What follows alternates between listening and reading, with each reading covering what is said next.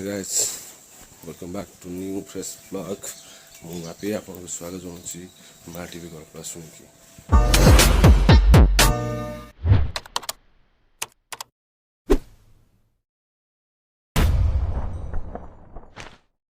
ଇଏ ହେଉଛି ମୋ ଥାର୍ଡ଼ ବ୍ଲଗ୍। ତ ଆଜିର ବ୍ଲଗ୍ କିଛି ବି ସେମିତି ଏତେ ଡିଫରେନ୍ସ ନାହିଁ। ଜଷ୍ଟ ଆମ ଯେଉଁ ଯାଇଥିଲେ ସେକେଣ୍ଡ ଭିଡ଼ିଓରେ ମୁଁ ଯାଇଥିଲି ଯେଉଁ ଆମର ଜେଜେମାଙ୍କ ଆଶ୍ରମ ଓମ୍ ଶାନ୍ତି ଆଶ୍ରମ। ତ ଓମ୍ ଶାନ୍ତି ଆଶ୍ରମର ଆଜି ହିଁ ଟପିକ୍ ଅଛି ବ୍ଲଗ୍। ଦେନ୍ ଆପଣ ମୋ ବ୍ଲଗ୍ ସହିତ ରୁହନ୍ତୁ, ଦେଖନ୍ତୁ। ମୁଁ ଏବେ ତ ଜଷ୍ଟ ବାହାରିବି ଯିବି। ତ ଆଶ୍ରମର ଭ୍ୟୁ ଆଉ ଆଶ୍ରମ କାହା କୁହନ୍ତି, କ'ଣ ଆଶ୍ରମ କାମ କ'ଣ, ଆପଣଙ୍କୁ ସବୁ ଡିଟେଲ୍ସ ଦେଖେଇବି। ଦେନ୍ ମୋ ବ୍ଲଗ୍ ସାଙ୍ଗେ କଣ୍ଟିନ୍ୟୁ ରୁହନ୍ତୁ। ଦେନ୍ ମୁଁ ଆଶ୍ରମ ଯିବା ପୂର୍ବରୁ ମୋର ମନ ନଥିଲା, ତ ମୁଁ ଆଜି ଗତ୍ରେଇ ଯିବାର ଥିଲା। ତ କିଛି କାମ ଥିଲା ଗତ୍ରେଇରେ, ତ ଗତ୍ରେଇର କାମ ସାରିକି ଆସିକି ଆଶ୍ରମ ଯିବି। ଆପଣଙ୍କୁ ଆଶ୍ରମର ବ୍ଲଗ୍ କରି ଦେଖେଇଦେବି। ଦେନ୍ ତ ଏଇ ଗାଁର ନାଁ ହେଉଛି ପଙ୍ଗାତିରା। ତ ଏଇ ଗାଁ ସ୍କୁଲରେ ମୁଁ ପରୀକ୍ଷା ଦେଇଥିଲି 2012 ମସିହାରେ।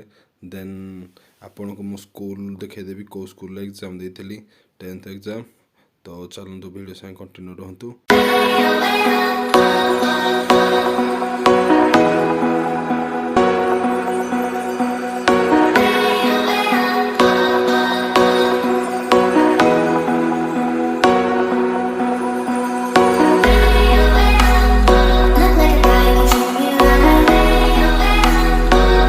ଗତ୍ରେଇରେ ଆସିକି ଜଷ୍ଟ ଏବେ ପହଞ୍ଚିଲି। ତ ଇଏ ହେଉଛି ଘରର ଭ୍ୟୁ। ତ ବ୍ଲଗ୍ ମୁଁ ଆଗକୁ ହିଁ ବଢ଼େଇବିନି, ମାନେ ବ୍ଲଗ୍ ଆଗକୁ ଯିବ, ତ ଏଠି କିଛି ମୁଁ ଭ୍ୟୁ ଦେଖେଇବିନି।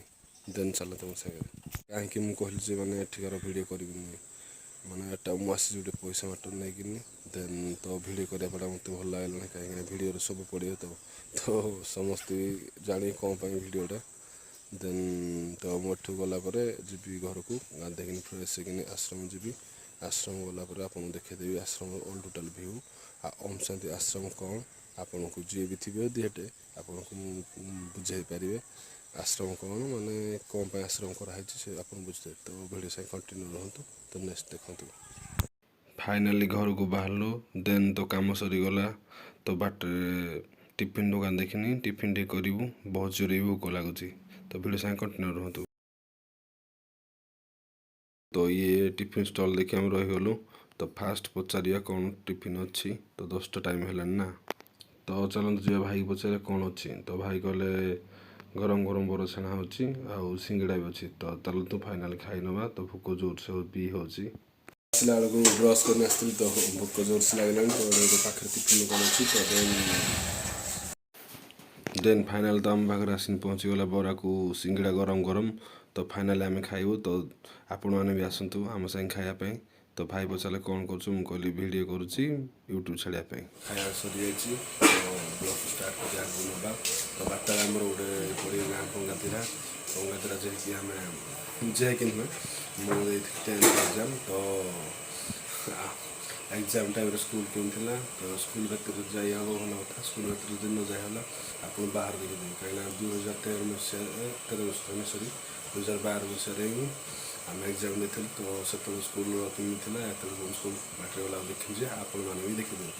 ଘରକୁ ଯିବା ବାଟରେ ଦେଖିଲୁ ଆମେ ଯେ ଜାଙ୍ଗୁ ଗାଁରେ ଏକ ରାସ୍ତା ସାଇଡ଼୍ରେ ମନ୍ଦିର ପଡ଼ିବ। ତ ଭାବିଲୁ ମନ୍ଦିର କି ଆମେ ଗୋଟେ ଭିଉ ଦେଖେଇଦେବୁନି, ଭିଡ଼ିଓ କରିନି। ଦେନ୍ ବ୍ୟାକ୍ କ୍ୟାମେରା କରିଛୁ, ଆପଣ ଦେଖନ୍ତୁ।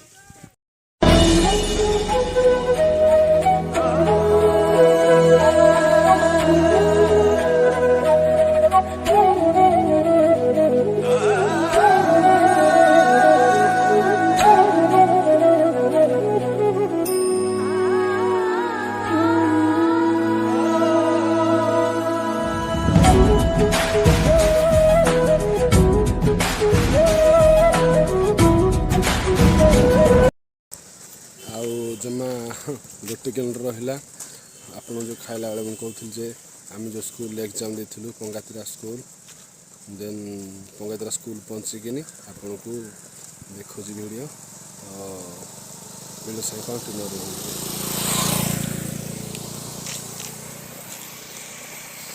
ମୋ ସାଙ୍ଗରେ ମୁଁ ଛୋଟ ଭାଇ ଜଣେ ଆସିଛନ୍ତି। ତ ଚାଲନ୍ତୁ ଏବେ କଣ୍ଟିନ୍ୟୁ କରିବା ଭିଡ଼ିଓ।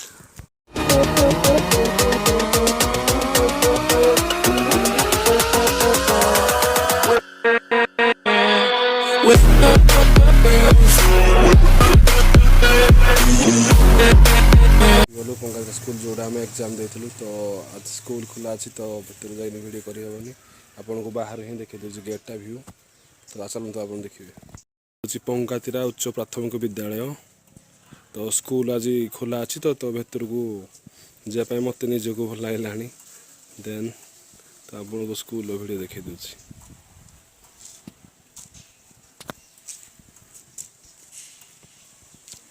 2012 मसीहा पास आउट एग्जाम आमर तापर तो आमर जो बोर्ड उठीगला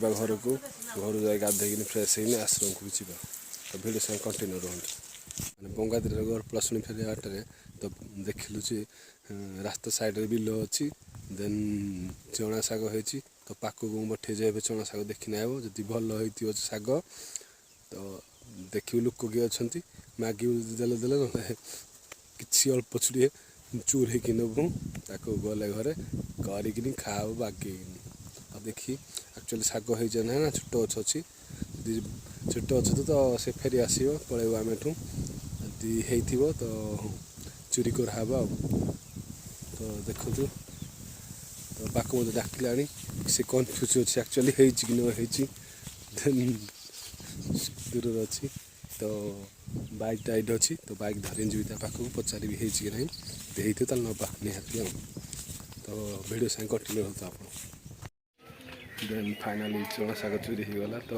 चना शाग चोरी भिडियो आपको मुझे देखे पाइले तो घर एवं देकिनी गाधोईकी बाहर आश्रम 1 hour later फाइनाल गाधुआ सरी जाइए खाଇବା भी सरी जाइए तो चलते एवं जी आश्रम को आश्रम आपको व्यू देखा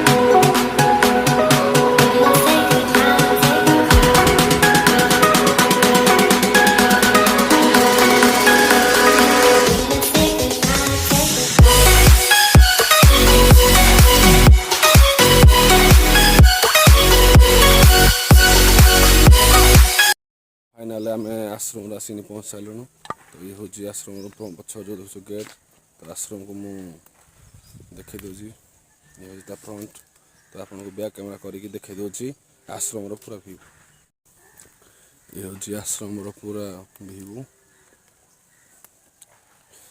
देन ये हूँ फ्रंट ब्रह्मकुमारी पाठशाला कल्पलाशुनी सेवा केन्द्र प्रजापति ब्रह्मकुमारी ईश्वर विश्वविद्यालय देन ये हूँ फ्रंट दुई साइड व्यू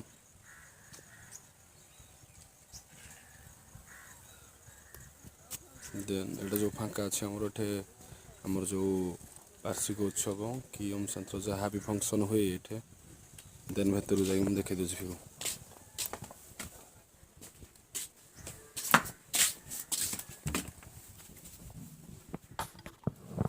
देन ये हूँ ऊपर को जावाई तो फाइनाली मु क्लासरूम एंट्री कर सारे ये होती बाबा ब्रह्मा बाबा जहाँ कहती देन आपको मो क्लासरूम व्यू देखे पूरा देन ये आमर आश्रम जेजेबापा करते तो जेजेबापा डेथ पर ये जेजेबा आमर आश्रम को चलाउछन्ति तो देखो आश्रम व्यू क्लासरूम आश्रम तो 2 जन अच्छा केवल जेजेमा तो आश्रम के क्लास हवा टाइम रे आपन को देखेदेवी आश्रम विषय से बुझेदे आपन तो ये हूँ पूरा क्लासरूम व्यू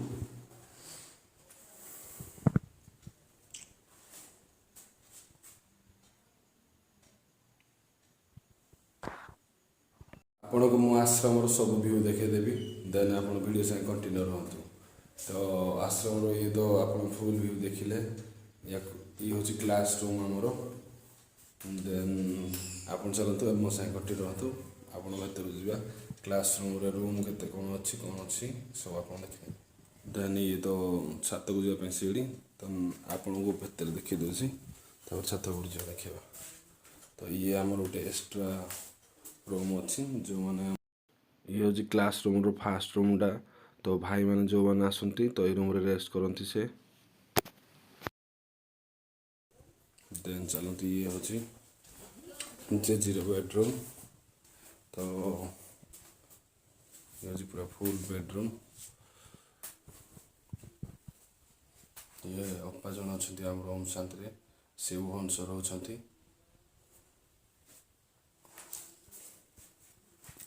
ତ ଲେଡ଼ିଜ୍ ଅଛନ୍ତି ବୋଲି ତ ବାଥରୁମ୍କୁ ଲାଟ୍ରିନ୍ ଆଟାଚ୍ କରାହେଇଛି। ଦେନ୍ ଚାଲନ୍ତୁ ଏବେ ଯିବା ମୋ ସାଙ୍ଗରେ ବାହାର ରୁମ୍କୁ। ଇଏ ହେଉଛି ଆମର ଓମ୍ ଶାନ୍ତିର କିଚେନ୍ ରୁମ୍। ତ ଇଏ ହେଉଛି ଇଣ୍ଟରଭାଲ୍।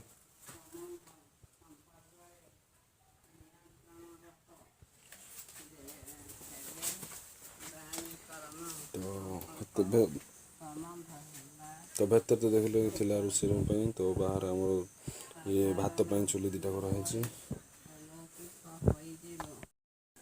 ତ ଇଏ ହେଉଛି ଆଶ୍ରମର ଛାତ ଉପର ଭ୍ୟୁ।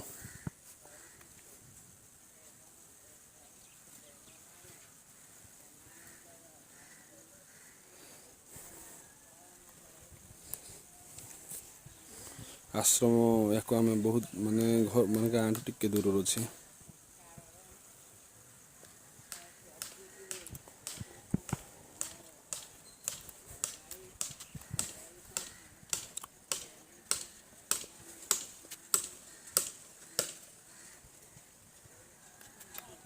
ଏ ଦୁଇଟା ଘର କମ୍ପ୍ଲିଟ୍ ହେଇନି, କମ୍ପ୍ଲିଟ୍ ଆସ୍ତେ ଆସ୍ତେ କରାହେଉଛି।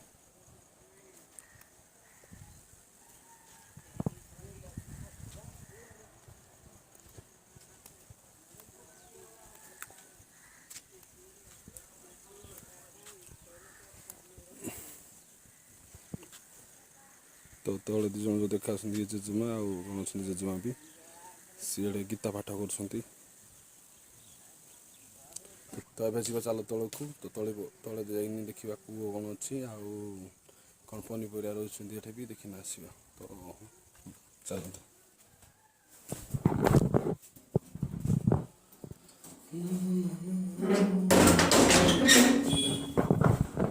ଯିବା ବାରିକରକୁ ଦେଖିବା ସବୁ କିଛି ବି। ଦେନ୍ ଆଉ ଆପଣଙ୍କୁ କେଉଁ ଟାଇମ୍ରେ କ୍ଲାସ୍ ଟାଇମ୍ରେ ଆପଣ ଦେଖିଦେବି କ'ଣ କ୍ଲାସ୍ କରୁଛନ୍ତି। ତ ଇଏ ହେଉଛି ତା ପଛକର ପୁରା ପଛକରର ଭିଉ। ଆଶ୍ରମ ପଛକରର ଭିଉ ଇଏ। ଏଠି ରୁଆ ହେଇଛି ଆମର ଶାଗୁଆନୀ ଗଛ ଆଉ କଦଳୀ ଗଛ, ଦେନ୍ ଆମ୍ବ ଗଛ ରୁଆ ହେଇଛି। ବିଶେଷ କାର୍ଯ୍ୟ କରିବା ପରେ ବିଶେଷ ବିଶ୍ରାମ ମଧ୍ୟ ନେଉଛ ନା? ଫାଇନାଲ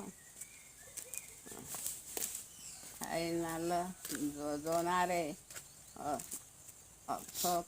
ଅଥପଣିଆର ଅନୁଭବ କରିବ। ଆଚ୍ଛା, ଏହିପରି ସର୍ବଶକ୍ତିକୁ ବିଶ୍ୱ କଲ୍ୟାଣ ପ୍ରତି କାର୍ଯ୍ୟରେ ଲଗାଉଥିବା ସଂକଳ୍ପର ସିଦ୍ଧିର ସ୍ୱରୂପ ସ୍ୱୟଂର ପ୍ରଭୃତିରୁ ସ୍ୱତନ୍ତ୍ର ସର୍ବଦା ଶାନ୍ତି ଓ ଶକ୍ତି ସ୍ୱରୂପ ସ୍ଥିତିରେ ସ୍ଥିତି ରହୁଥିବା ସର୍ବଶ୍ରେଷ୍ଠ ଆତ୍ମାମାନଙ୍କୁ ବାବଦାଦାଙ୍କର ୟାଦ ପ୍ୟାର ଏବଂ ନମସ୍ତେ। ତ ଓମ୍ ଶାନ୍ତି ସେ ଆମର କ୍ଲାସ୍ କରୁଥିଲା ଯେଉଁ ଯୁଗ। ଶାନ୍ତିର ତ ଶକ୍ତି ଆପଣ ଦେଖିଦେଉଛି ଇଏ ଦ୍ୱାରା ବାହାରର ନୂତନ ଇଣ୍ଟରନାଲ୍ ଇଏ ବୃଦ୍ଧିର ହେଉଛି ଲାଟ୍ରିନ୍ ଗୋଟେ ଥିଲା ସମ୍ଭାବନାର ଆମର। ତ ଏଇଟା ଖାଇସାରିଲେ ହାତ ମିଳିଛି। ଧୋଇବା ପାଇଁ ତ ହ୍ୟାଣ୍ଡ ୱାଶ୍ ଅଛି। ତ ଆଶ୍ରମର ଇଏ ପୁରା ଭ୍ୟୁ। ତ ଦେନ୍ ଆପଣ ଦେଖିସାରିଛି आश्रम सब व्यू 2 hours later.